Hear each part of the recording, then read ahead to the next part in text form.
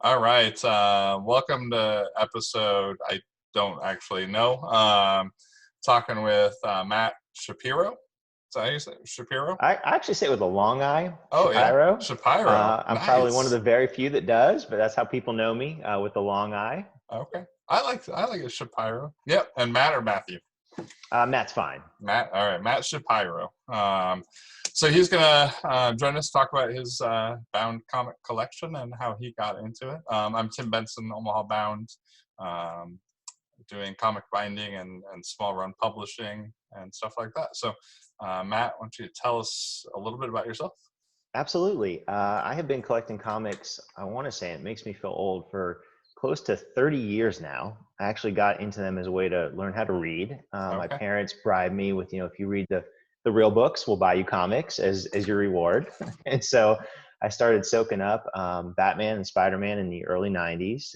Been collecting since then, long runs, everything in between.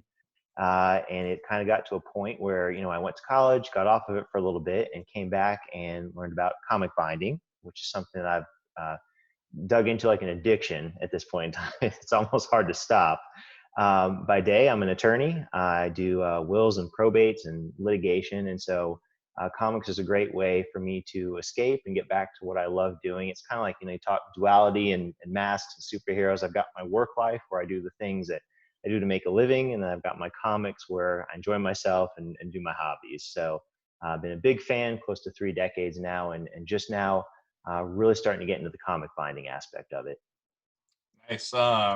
So are you known in your office as the comic guy? Oh heavens, no! Nobody Uh, knows. Nobody Nobody knows, knows? and it's Yeah. not that it's like a secret, or Yeah. I try and hide it because I think back to when I was first starting getting into comics, and even in middle school, it wasn't very popular Yeah. to be into superheroes, and now with Marvel movies and everything in between, so much of that has changed. But it's very segmented in my life. Work is work, and I don't think any of them know that this is my secret passion and my secret hobby. I'd be fine if they did know, but I think they'd be pretty surprised. That's for sure. Yeah, I've always liked to keep that separate, and recently I've said I like Star Wars, but I liked it a lot more before everyone knew. And it became this, and obviously Star Wars has always been huge, but now it's popular among everybody to talk about it. So yeah, it's cool. So you got into comic binding and became quickly addicted, like all of us. I guess if you remember, how did you discover it, or what did you first get into it through?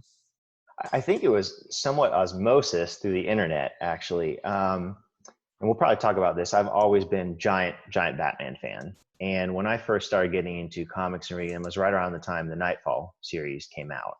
Okay.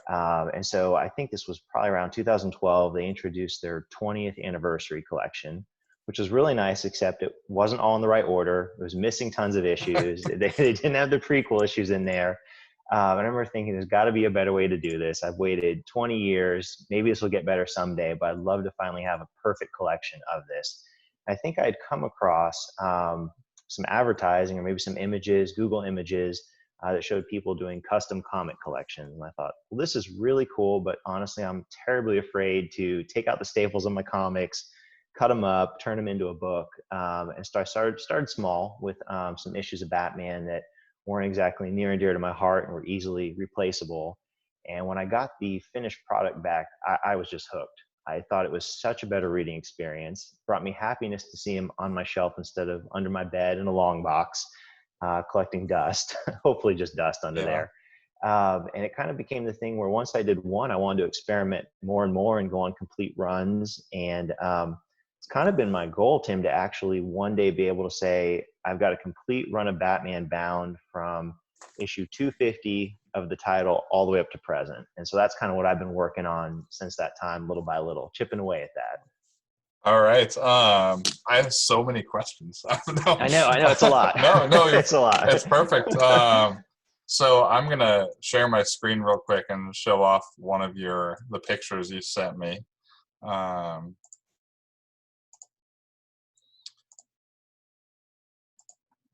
so this is the the main Batman There it is. collection. Yes. Was one of these the first books you sent?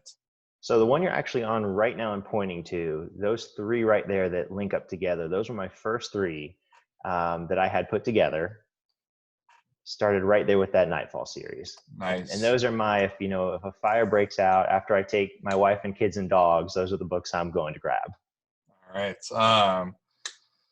Yeah, even as we talked before we started, I'm not a huge DC reader, and especially not like main books like Batman, Superman, Justice League. But even I know Nightfall was poorly collected, and like in the wrong order or missing they're issues. Getting there. Yeah, they're getting there. They fixed it now, right? Or at least they're in the process. I think it's as close as it's ever going to get. For those that speak the Batman language, I think they're still missing the Sword of Azrael prelude, which I think you've got to have included in there. And then I also don't love the order in which they do the middle portion, Night Quest. I think they've got the search issues they put at the very end instead of integrating them as they would normally fall. And there's a little bit of add-ons and extras. It's come a long way from where it was even 5 years ago. But I think one of the beauties of comic binding is you can get it perfect. It doesn't have to be close to perfect. It can be absolutely perfect. So I've got it in the order that makes my heart happy and feel good about it.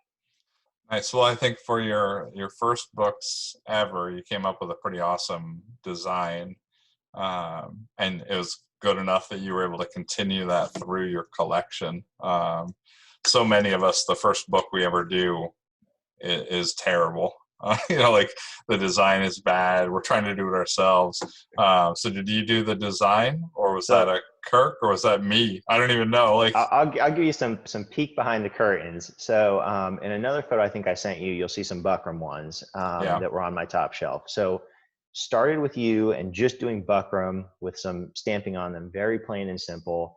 And those three books, which you saw, were originally in Buckram, and that was kind of my first pass, my first attempt. And for anyone getting into comic binding, it's a learning process. I mean, from what type of binding you want to do to whether wanting to do a graphic design or not, how thick you want the books. I mean, I kind of find with every 5 or 6 that you do, you learn something new about the process and what you'd like to see to have the most enjoyable read you can have. So even though those are my first books, what you see was not the first attempt. Okay. So you redid them? I did. It's a sickness, I tell you. So I decided I was going to send them back because I really wanted to do the graphic covers. And everything you see of mine that has graphic design on it was done by Kurt Kiefer of Comic Book Binding Pro, who's just an absolute pleasure to work with when it comes to graphic design. Took a lot of time talking through what I was looking for, what I wanted to do. And so a lot of the ones that I did, 5 years ago, I've since redone with the graphic covers, slowly but surely. Going through. Yeah, as we talked earlier, when Kirk moved to Japan and got out of that service, designing and working with people, he sent us all the files, and so we've taken over quite a few of his customers and been able to continue collections. But I know he still does some design work as well. He just can't handle the prep for of the book. So first time customers. I was on a podcast with somebody recently, and that's really what OmahaBound has been able to focus on. Is we have a flat rate for everything, and we kind of handle all of it for you so that your first book's not crap, or and it's so you important. don't have to redo it. Because the size, the binding, the cover design, all of that. So I've come up with a handful of questions that I can ask people to kind of guide them to what I think they'll probably want at the end. So it's been fun to be able to focus on that and figure out a good process. So Batman, and you kept going. I love the design. Kirk does a fantastic job. I love how he blended the this kind of shadow image across multiple volumes. They're pretty sharp looking books. The goal, and I wish I could show it to you, but they are, I think, en route as we speak. Due to COVID, there was obviously a substantial delay in getting them back, but the goal is to kind of color code each I'll call it almost generation of books. So, with DC, and we were talking before we started, Tim, I know DC is not your, home as far as the type of comics you read, more of a Marvel guy, but with DC, you have your post-crisis books, you've got your New 52 books, you've got your Rebirth books, Bronze Age, Silver Age. So what Kirk and I are working on is anything that is post-crisis, we're doing in that black and gray style that was on there. And then when DC switched to the New 52, we're going to do those books in purple. And then the Rebirth books in blue. And we've even done Bronze Age, which I'm waiting on in the mail, which we're doing obviously in bronze. So I'm hoping kind of like archaeological layers that when this whole project is done, the designs will be similar across. And what I really like is being able to see the way the artwork changes over the years and just the way the characters are drawn. You can see them on the spines, but the hope is when the project is one day complete to have those different color-coded sections so that someone can look on a shelf and easily say, that's Bronze Age, that's more modern age, that's New 52. So that's the hope. That's what I'm aiming for one day. Wow. So you said everything from Batman 250 and on. What's the significance to issue 250? To show my true DC ignorance, is that the beginning of the Silver Age? It's very close to the start of the Bronze Age. Okay. I may go slightly before that. I think around 218 is where the Bronze Age starts. I know there's probably someone that's going to be watching this video, pulling their hair out and yelling, "How are you binding books that old? Why on earth are you doing that?" They should not be listening. No, this is end the show now. Yeah. Probably the wrong video for them. Yeah. To me, a lot of these issues I already had. And one way I do it when it comes to binding is if there's going to be an issue that's extremely expensive, it's a first appearance of a character or some key event happens in the book, I will generally either find a really beat up copy of that book, because the beauty of binding is that a lot of the defects that make a book undesirable for a collector are absolutely just fine for a binding project. Or when working with a bindery, I'll say, okay, if there's a particular book that is just in such a low grade copy that doesn't work, they can scan it in and actually just reprint that book. And I wouldn't do that for 25 issues, but every now and then there's one where it's just not going to be feasible to rip it up from a cost standpoint. So a lot of them I already owned. And to me, those stories are still enjoyable.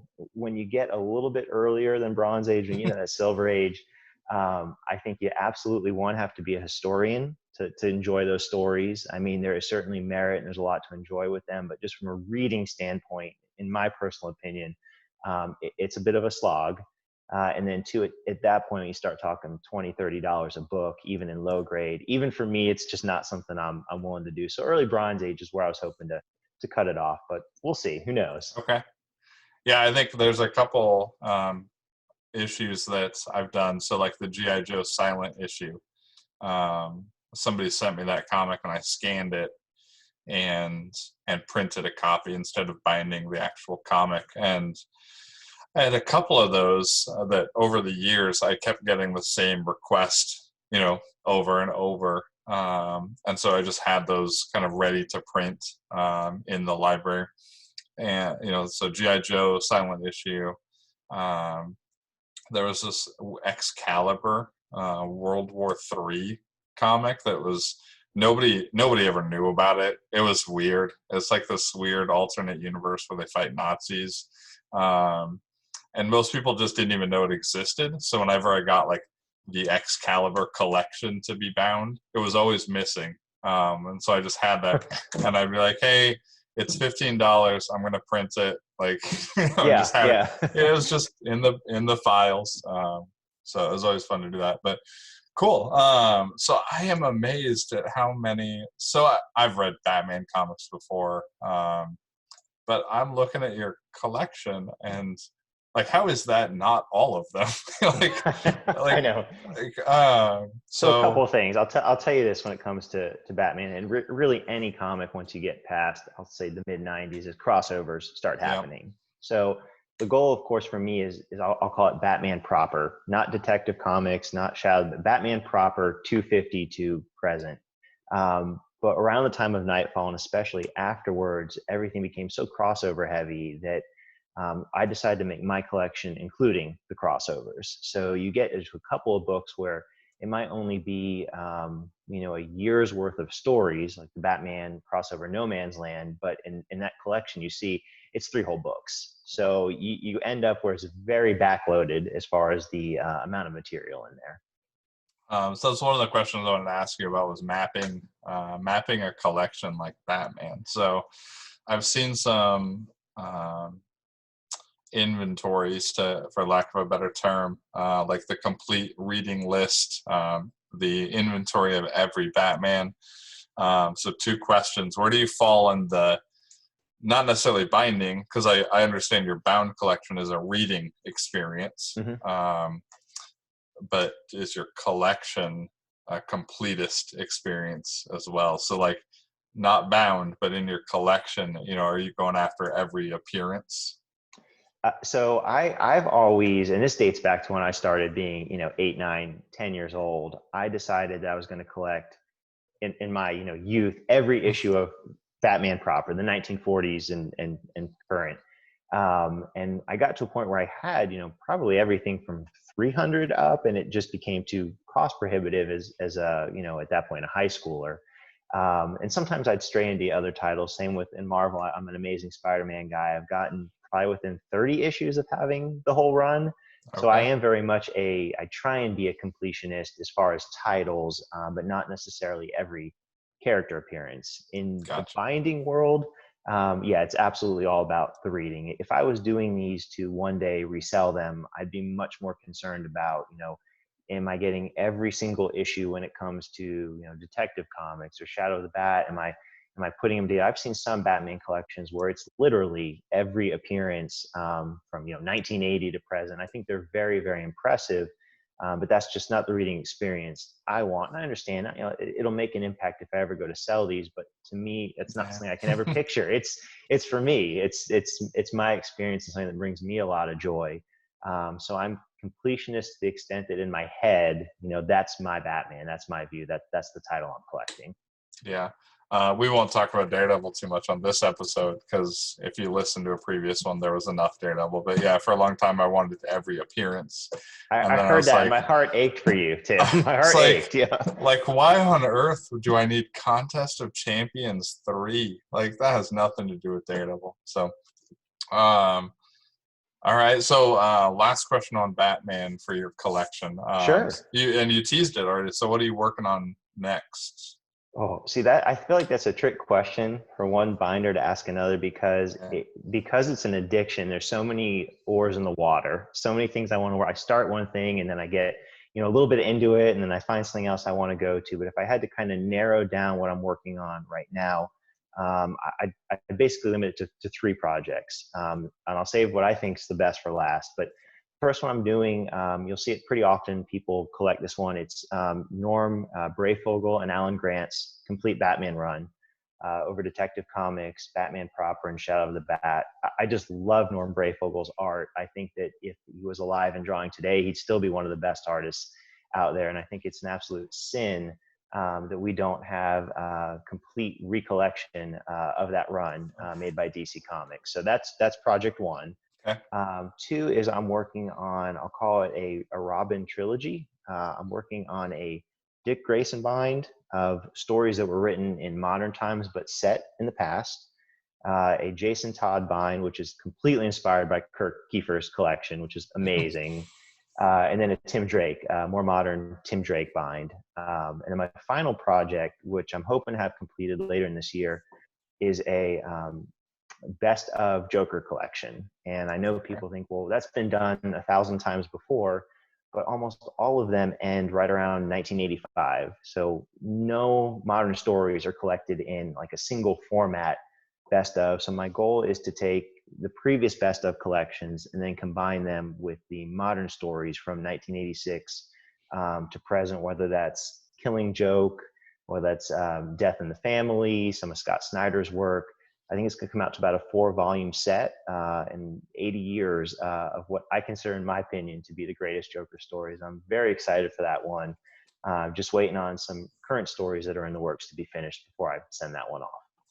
So a little bit of duplication on all of those will probably have duplicate issues to what you have in your Batman collection to a certain degree. Yeah, absolutely. I'd say maybe 25% overlap, because with the Batman one, it's a complete. everything in there is what I'm trying to do. But some of these I'm doing more as a reading experience, just a Yep. pure hone in. And I think some of it too, and I don't know for you, Tim, with the books that you're into, but to me, a lot of it is, when did you get into collecting? And to me, like, that's my sweet spot. Those late 80s, early 90s books from DC, since that's what I grew up reading, learning how to read on. I can just spend hours collecting that era of comics, and finding different ways to collect it and make it better and make it unique. Yeah, I think the reading experience sounds like is a big part of your collection. How Let me make sure I'm not loading this question. So I think for a lot of us that bind comics, the mapping, the hunt, the collection, the logistics of the map, everything from the idea to putting the box in the mail is the most enjoyable part. Oh, And absolutely. There's, then there's no doubt. paying the bill and getting the box back. Paying the bill's the worst part, and then getting the box back is like, if that book is perfect, then all of that work was justified. But if it's not perfect, the work was, it's a lost cause, and you got to do it again. I 100% agree that it's a labor of love, and that's, to me, the best part of it.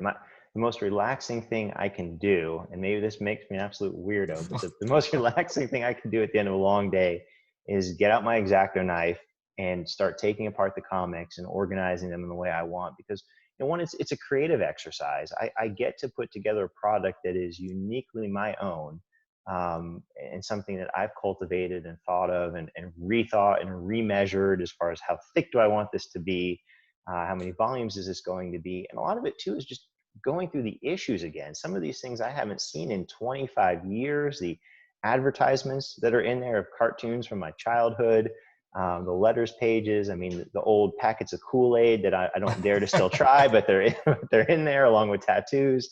It's just a really wonderful experience. And it's really nice to get the book at the end and stick it on the shelf. But to me, definitely 90% of the enjoyment is prepping the book and coming up with the map and the idea, and then sharing it with other people who are in the hobby as well. Yeah, I found a lot of joy, and through OmahaBound, like, I get to do a lot of that work, but I don't have to pay the invoice, and I get to see the book and see the accomplishment, and then mail it to somebody, and they, it's now their shelf trophy, their prize. They get the enjoyment out of it, and I don't have to ever see it again. Mm-hmm. So I get all of the best parts, without any of the bad ones. Yeah, And absolutely. so I got a collection recently, and they're like, "Hey, I think this is all the issues you need." And I don't know what order they go in.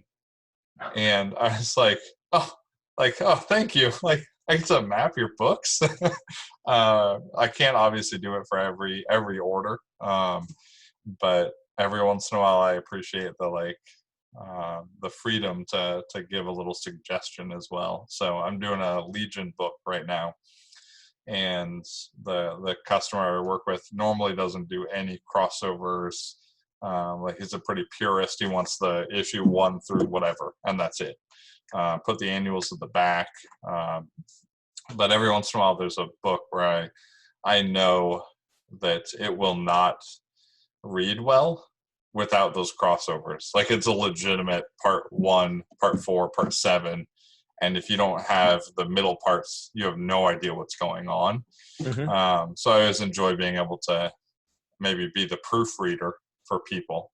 Like, hey, I want this bound, and I get to go through it and figure out, like, what you miss, what could you do better, how could you improve this collection, and for a couple bucks, I can add an issue that makes it a perfect book, or I could just do it as is, and then years later you're going to want that redone, or you're going to go buy the issues again, and you're stuck with this extra copy. So the hunt and the mapping and all of that is always a ton of fun. And we're very So fortunate, because I feel like, in, of call it the community of comic book binders, which I seem to think is growing despite more collected editions, not less. I find like people are so willing to give feedback and be helpful, just as you were for me when I was starting in this hobby.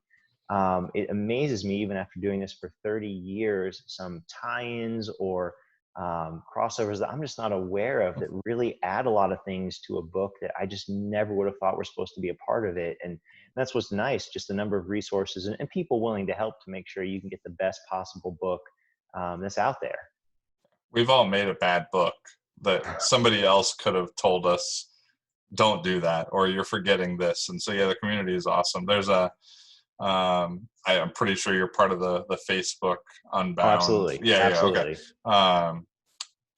I think just since March 13th, when kind of quarantine across the nation hit, the size of that group has doubled.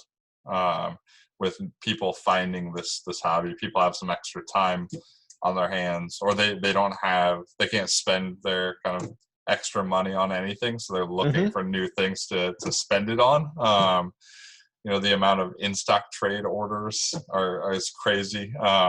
But so binding has been we've had a ton of new members on that group. So it's been fun to see kind of the questions, and that's one of the reasons I started doing these videos, is just as another resource to put out there for people discovering it for the first time. And for those of us who've been doing it for a long time, it's just fun to connect and talk about the project. So share cautionary tales too. Yes. I tell my number one, I won't bore people with this, but my number one, hard lesson that I had to learn was, just because you can go up to 2 inches doesn't necessarily mean you want to do that. And I get it, because it is a cost factor. I mean, especially if whether you're working with a fantastic binder or whether you're working with a private person who does design, I mean, you are paying for design, you're paying for the books, you're paying for binding and putting it together. And I mean, let's be honest, the difference between doing 1 volume and 2 volume in cost, that's a pretty big savings.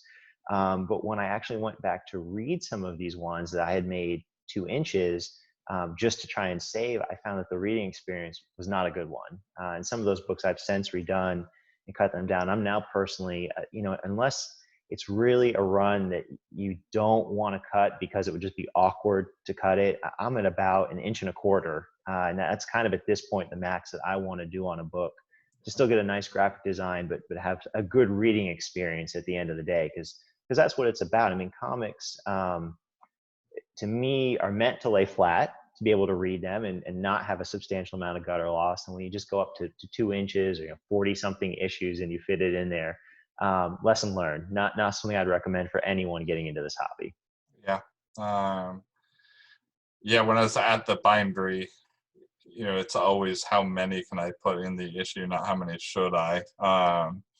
And yeah, I wish people would go smaller, but I think, and that's where I try not to judge too much. I kind of had to get over that for, at first, like, not everybody does this for the same reason. Some people have absolutely no plans to ever read their bound volume, and that's perfectly fine. This is the experience of doing it is what they enjoyed out of it.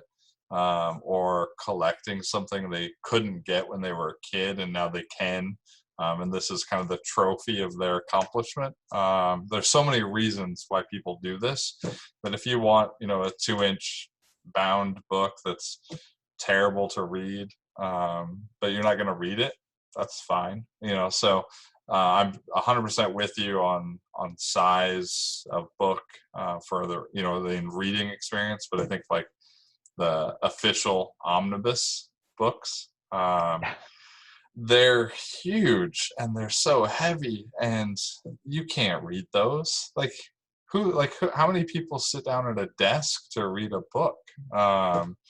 Which is what you have to do with those things. So I understand that buying those omnibus, making your own omnibus, people do it for different reasons, but yeah, for the reading experience, the maximum is often too much. So yeah, 1.25 inches. For my own books, I do most of my binds are 12 issues, unaltered. I don't take any razor blades. I do pretty tried and true. Just bind the issues, sew them together. I want to see the ads. I want to see the back Okay, so covers. I got to interrupt you and ask right there. So you're an ads person, because I know that's always a hot topic. It depends on the book. So, and that's where like I can help. With OmahaBound, like we can make sure that your book turns out the way you want it to. And sometimes that means you have to compromise. So there's a book, Secret War, not Secret Wars. There's this like 5-issue miniseries by Brian Michael Bendis called Secret War, and it had cardstock covers. Yes, a lesson learned there as well. I threw the book in. I did it the same way I do everything else. I sewed it. It was a hand sewn book, pretty straightforward, and I can't read the thing because the covers stick up, and it's just a disaster. I should have known better, but I was like, I don't care, but I did. But I, for me, if the book came out before I graduated high school, I leave the ads in. Okay. Because the ads are the remembrance of the book. If the book came out after high school, it's more story and art, and like I'm in it for the story being told, not the entire experience of going to the comic shop, and there's not all that like other memory built into it. Sure. But I think I'm 38, so 90s X-Men comics, like I definitely want the ads. 80s anything comics, I want the ads. I want to see those Metal Gear, Nintendo game ads. I want to see all of that. But 2004, Exo Manowar, I could care less what ads are in that book. So I'm gonna chop that thing up. So that's my personal benchmark, and I can only make that distinction because I stopped reading comics for a big chunk of time. So anything pre-high school, there's some nostalgia in it for me. Anything post-high school, I could care less if it was a comic or a trade. Strictly business. Yeah, it's business. So I'm an ads, but more important than ads is letters. We got to leave the letters pages in. I agree. I won't turn away your business, but I might frown upon you. So it says a lot about a man or woman who removes the letters pages. Right? Yeah, like I'm actually going through a series. I'm going through Astro City right now. I did this on Facebook for a while, and I need to go back to it. But I went through and just like live tweeted my binding experience. So I bought all the comics, and there's this big stack, and then I just sat there and prepped the books and just like live tweeted and took pictures as I was doing it. And like I debated how many volumes it should be, like how many issues in each book, and I kept going back and forth. And I thought it was probably a terrible experience to like read this Facebook thread. I think it was Facebook. But I kept getting so many people like, hey, when are you going to keep that project? Like, come back to it. We want to see it finished. But I think all of us go through that like turmoil of, how many issues, where do I cut this series? Where do I stop this book and start this book? But it was fun to go through and do that kind of live, mapping it out and making those decisions, and like, I have to do this because of these factors. So I might need to pull that book out and set up a tripod and do a video, and just start to finish. I've thought about it myself. There's, to me, so much of what I've learned has been from things people have posted. I mean, just even in the Facebook group you mentioned, it's too risky for my blood, but the self-binding that I see people do, I find so fascinating. Just the way people approach their books, the way they design them, ads, not ads, rounded, flat. I mean, just all the different ways people do it. It's nice to learn from their experiences and see. So I always find it such a wonderful thing when people take the time to post things on YouTube or other places about the process that they're going through. Yeah, it's been the self-binding has been a new thing for me to see. And having been the binder at Houchin, it's sometimes painful to watch, and I can't keep up with all the conversations going on and I just can't teach people how to do it. But I just think about all the like guidelines that I established at Houchin, and how so many of them were not based on, um, maybe what was best for that book, but how do I get the communication or the information I need from each customer? So you brought up a rounding or flat spine, like, you can round a book and give it a flat spine. See, I didn't But know that. yeah, I've been but doing this for how many years and I didn't yeah, know that. Yeah. but it's so hard to communicate all the details and all the variables that it became an essential step. Like we got to cut out some of the questions, um, or we'll never get the book done. Hmm. And so finding ways to like, okay, not rounding the book does not. There's no like binding guideline that says if you don't round it, you have to put a hard strip on it. That's just the terminology that I developed to help people create the book they were trying to get to without having to become a binder themselves. So I know you want a hard spine, that flat, flat spine image, kind of squared up bound book. Um, but going through all the processes of, well, if you round it, then this, then this, and this. If you don't round it, then this, and this. Like there were too many choices. I had to come up with ways to say, okay, do you want a squared spine or not squared spine? And Hmm. then let us do what we do best. And so it's interesting to see people as they're binding it themselves, um, based on the information they found on the internet or through their experiences with actual binderies, and taking things for granted, like, well, if I don't round this, I have to do this. And so much of it is like, no, you don't have to do any of those things. It And just it's even depends on trial the and error. paper. What's Yeah. that? Even some of the trial and error. I mean, I'll just share. I don't know how well it'll come across, but so for instance, here's one of my books with what I'll call quote unquote flat spine. Yeah. And I always thought, well, if I'm going to do a graphic cover, I've got to have a flat spine. And what I realized was the reading experience for what I was looking for didn't work as well with this absolute hard pressed square spine. That what I wanted was actually more round. So, I mean, by comparison, same design. This is actually, again, a rounded spine, opens Yeah. substantially better, in my opinion, reads way better. And yet I still have what I think, in my opinion, is a pretty good image, pretty clear, and is not at all hurt by the fact that it's rounded. So much of it is just going through and learning what works and learning the terminologies and understanding what you want, which is, again, I think we all always caution, start with something simple and Yep. see what you like. Well, and it's hard because, like, you want that open ability, Mm-hmm. but you want the design to work as well. As you get into those Bronze Age Batmans, when you round those books, you're going to get a lot more curve than what you just showed right now. So then your design will be altered a little bit.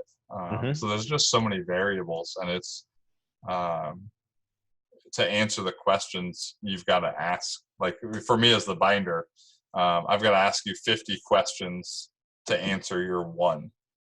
Yeah. So what, can you do this? Well, what year is it? What kind of paper is it? How tall is it? How many issues do you have? Is there a trade mixed in there? Like I've got to ask so many questions to get to yeah, you can do that. So coming up, like, so that the binder, I had to come up with ways to eliminate that 50 question back and forth to get you the book you wanted.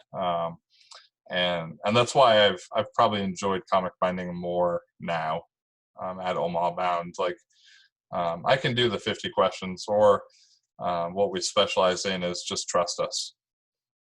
Let me know what you want your book to look like and trust us to do everything to get it there. I won't bore you with binding questions. I won't bore you with, what color do you want the ribbon? Unless you really have a preference, in which case, Sure. cool. But if you don't care, we don't have to waste your time to ask that. So I've enjoyed comic binding substantially more being independent, and being able to say, like, no, that's not a project that we need to take on, and really focusing on that first time customer, or a customer who's a little more hands off. If you're hands on, you want to bind, you're going to do it yourself. You're going to do so much of the process. You don't need us involved in it. So it's been fun. So I got a couple questions. My Batman collection. Okay, I'm gonna try. They're very easy questions. So I could care less about the current Justice League run or what's going on in Batman right now. For DC Comics, for me, I love the standalone. Give me a good story where I don't need to know much, if anything at all. So Miracle Man is probably the most current example of that, where you can just enjoy a good story. But the Justice League, or the Darkseid War, that ran a couple of years ago, I was like, cool, I like Darkseid. He's cool looking. I'll check this out. No, man. So I like the things that stand alone. So my Batman hopes are to put together a couple books that stand alone that I enjoy. And so the couple ones I've got are, and so some of these I want to bind, and some of them I'm perfectly happy to just buy. They're well collected, and I don't need to reinvent the wheel. So I just bought Long Halloween and Dark Victory. Great choices. Yeah, which I've read them before, and I just enjoy them. They're good standalone. Year One, I absolutely love, and I have a bound copy, and I've got a trade, a copy of it. But I want an absolute, except they did so much weird stuff with the absolute edition of that. Like there's a remastered copy, and there's just a lot there. So, but the one I'm working on is Legends of the Dark Knight. I was just going to literally suggest that if you like Year One, because of course, so much of Batman is now collected, but Legends of the Dark Knight is not. So sorry to interrupt. Go ahead. No, that's exactly so. So I'm putting together a handful of stories, mostly based on the artist. So I don't care if I'm missing issues or I skip story arcs, because they don't have any continuity. They're just standalone stories, until later on when they started to turn it into a crossover book. But I'm not coming anywhere close to that. I think everything I do will be pre-issue 50. Yeah, I was going to say, as long as you get to that Joker issue, you're pretty safe, as far as I can remember. And I think I actually just read the Joker issue because somebody sent it in for a Joker collection, and it was fine. But I don't need that. I'm not a big fan of Joker, but some of those early Dark Knight issues I really enjoy. So my question is, what's another story run? What's another standalone Batman story out there? You take Loeb Sale, Year One, and Dark Knight off the table. Well, I'd say my first question, talk about being a binder, and there's 50 questions to answer the one question. Yeah. If you're looking for good runs, simple runs that don't extend into the heavens of 150 issues, I'd go back to what I just finished working on, which was the Alan Grant, Norm Brayfogle run, which you can easily do in 2 volumes. I'd recommend it because to me, it's timeless. So much, in my opinion, of what you see with Batman the Animated Series. I don't know if you watch that. Oh yeah. I think a lot of the characters come out of that run. A lot of the design concepts come out of that run. No crossovers. I mean, a smidge at the very end, easily omitted. Not something that it gets dragged into all 120 parts of Nightfall. So definitely the Norm Brayfogle, Alan Grant run is very good. Also, the Peter Milligan Detective Comics, and he Okay. has a little bit in Batman. I don't know if you remember the Dark Knight, Dark City Yeah. story with the Riddler. That's Magnola his. Yep. covers. Yeah. Yes. Fantastic covers. He goes on to do a short run also in Detective Comics Okay. that I think is also very good. And to my knowledge, I don't think has been collected. If it has been collected, it's probably more in like a unique hardcover at this point, not any sort Yeah. of trade. So those are two that I would say are post-crisis. So the storytelling is a little bit more modern, but you're not getting into any sort of heavy crossover or 50 issue obligations on that thing. So those would be two right off the bat. I'd definitely recommend for you. Cool. Let me show you a picture of my daughter while I grab something. Very nice.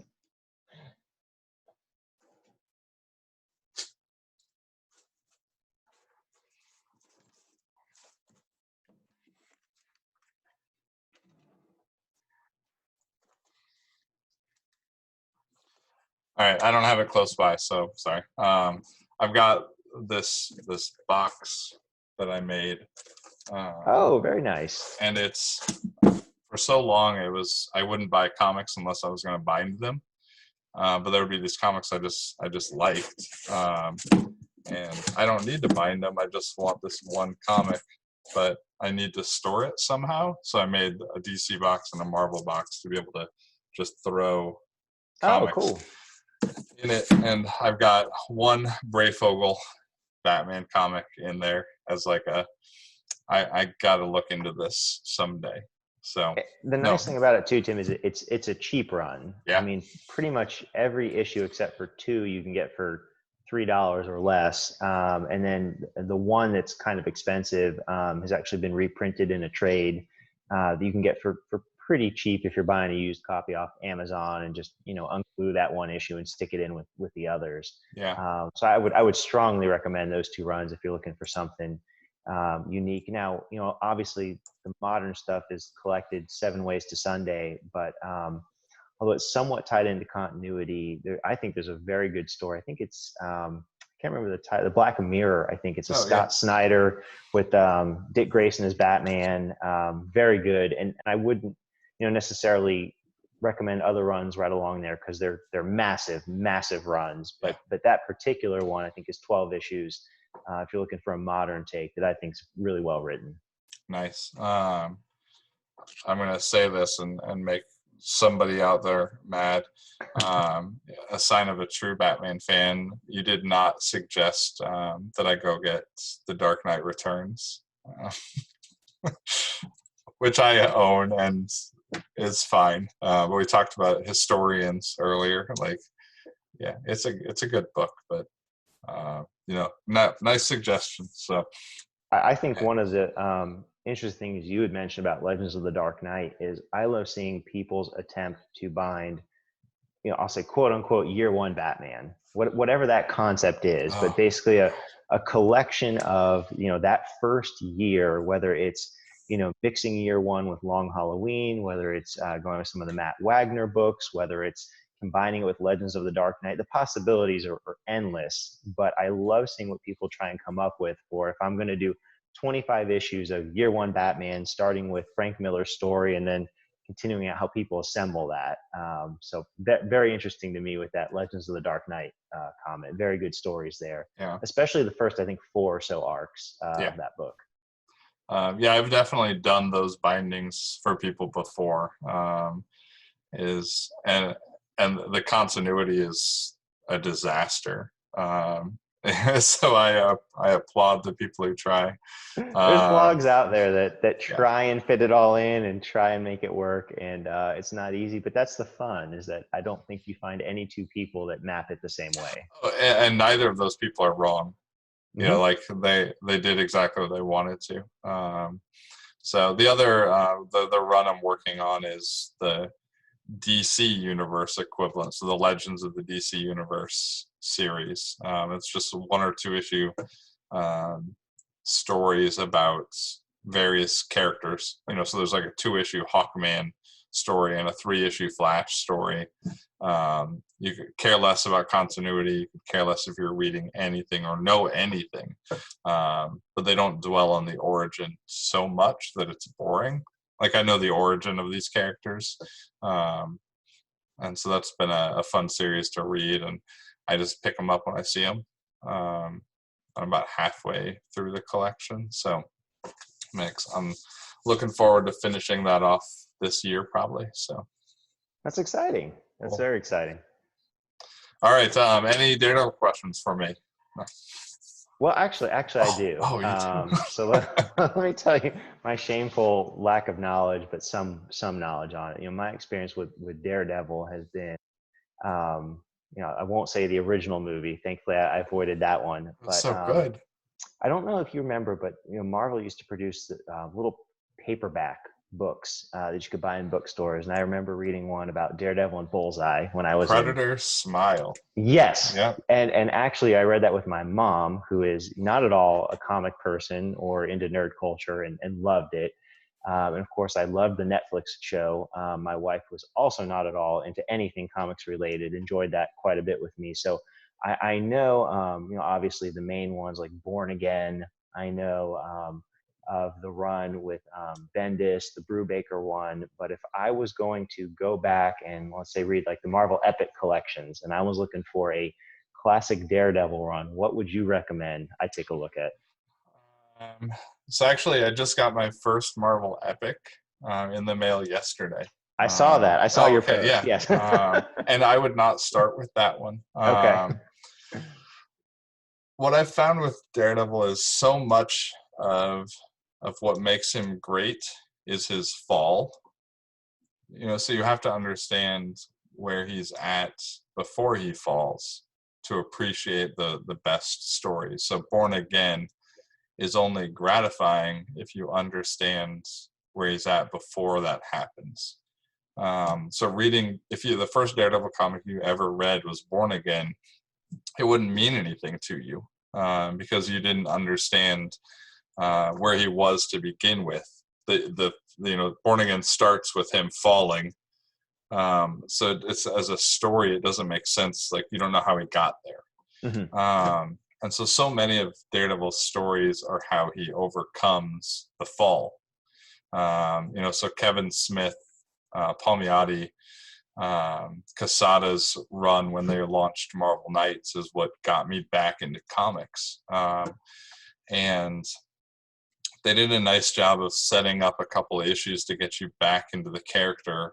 And then, spoiler, they kill Karen Page, who was in Daredevil 1. So she's been around for a while, and they kill her. It doesn't mean anything if you didn't know who Karen Page was. And so how he overcomes that, and the end of that story arc is his bond with Spider-Man, and how Spider-Man helps him put everything into perspective and move on.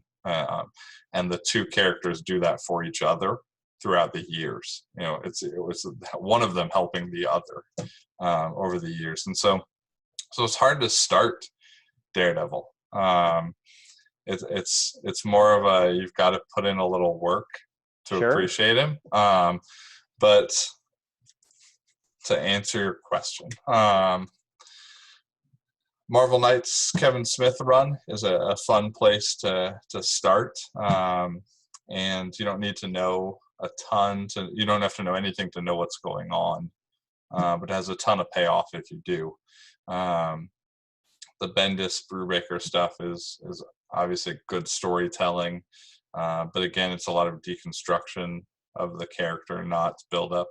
Mark Waid's run, modern story, is probably one of the best. Just pick it up and go. I've heard great things about the art, yes. Especially the artist that he was able to be paired with. Yeah.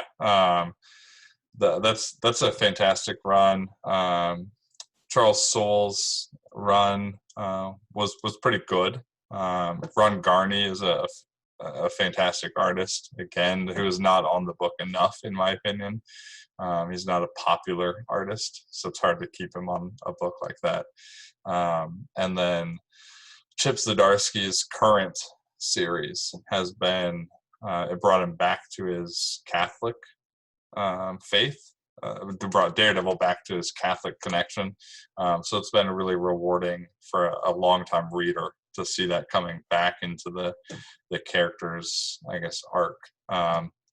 But to answer your question, if you're going to pick up a book and read it, Mark Waid's is probably the easiest to pick up and just enjoy it, and not have to worry about any of that other stuff. If you wanted to go to classic, you could probably go to about the middle of Frank Miller's run. And I'd have to look up the exact issue to start on, but you don't need to read the first couple issues of his run. But when he fights the Hulk, probably one of the single greatest comics of all time. Daredevil just getting destroyed by the Hulk. It's such a wonderful comic trope. The little guy fights the big. I know for me, it's Spider-Man and nothing can stop the Juggernaut. Yeah. I mean, that's one of my favorites. Is that same concept and idea? What's fantastic about that Hulk issue is he does not win. Like he gets beaten to a pulp, and there's no like, I did my best. He just gets destroyed. But it's a fantastic issue. So that like right in the middle of Frank Miller's run, there's one, he introduces the Hand and Elektra, and even going back, those are just enjoyable issues. But don't make yourself, dredge through every issue Frank Miller ever did. You can kind of get right into the meat of the epic. But my favorite Daredevil issues ever start with the death of Elektra. So I skip almost all of the Elektra setup and just like what happens after she dies through issue. So 181 to 200 is my absolute favorite run of Daredevil. You get Bullseye. He goes to Japan, fights Wolverine. Like he goes all over the place. Single favorite comic is he plays Russian roulette with Bullseye. So 181 to 200 is my favorite arc of Daredevil.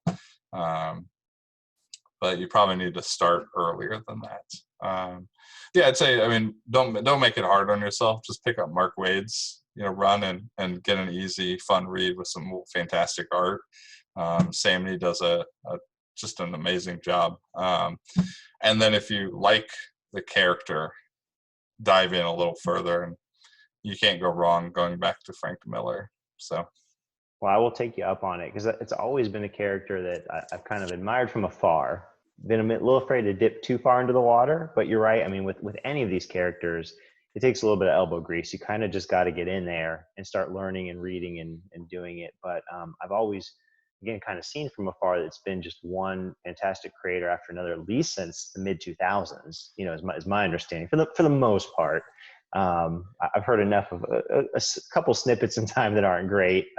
Shadowland, I think, is mentioned a couple times, but I appreciate the recommendation. Yeah, it's a career building character for people.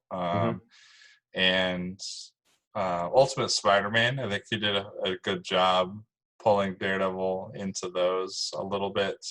The Ultimate Spider-Man, the Ultimate X-Men comics with Wolverine, Spider-Man, and Daredevil were a lot of fun. So there's a lot of good stuff. I'll look up an issue for Frank Miller, like what a good start would be. Because I honestly, I just don't know. But it should be easy enough to find one. So I appreciate it. Yeah.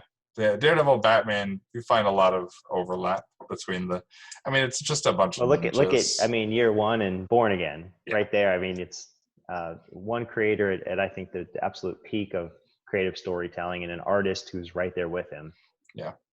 So cool. All right. Well, I of course went longer than I thought we would, but I appreciate you joining me and talking to comic binding and sharing your Batman collection and your process into that. So Tim, I appreciate the opportunity. It was a pleasure. Anytime anyone wants to talk Batman comics or comic binding, you're not going to get any fight out of me. So thank you for the opportunity. I hope we can do it again sometime. Awesome.